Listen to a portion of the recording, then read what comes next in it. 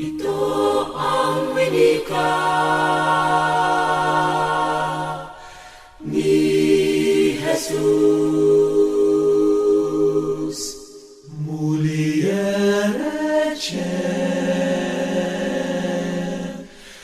Ito ay panahon ng pagsunod sa yakap ni Jesus, panahon ng pakikiramay sa Kanya, sa Kanyang paghihirap at pagpapakasakit. Ito ay isang itinatanging panahon. Ito ay isang banal na panahon. Ito ay ang ating pag-aalaala ngayong panahon ng Kwaresma.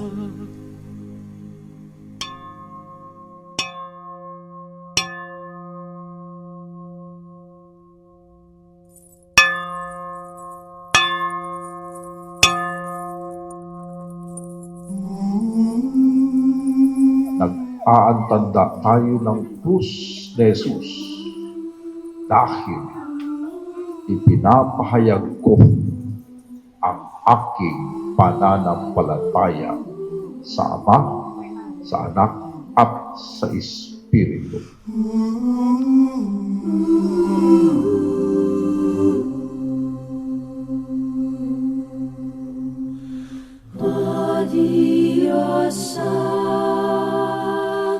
Kakapuri ko, ibinararangal ko, ibinabansag ko ang krus na nagbigay sa akin ng bagong pag-asa sa pagtubos, paghugas sa kasalanan ng Eucharistia. Diyos na walang kapantay,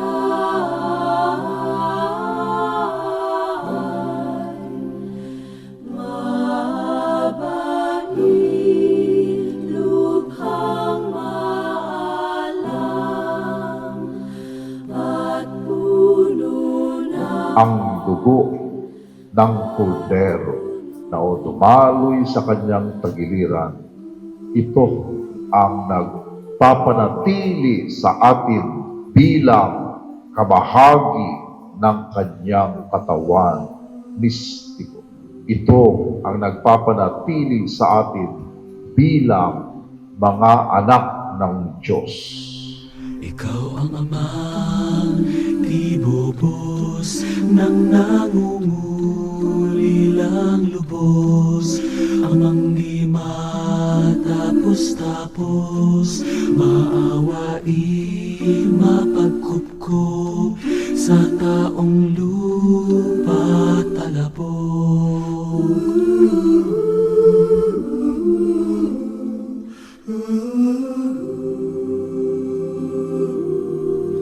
Iyong itulot sa amin, Diyos amang maawain, mangyaring aming dalitin, hirap, sakit at hilahin ng anak mo ginigiliw.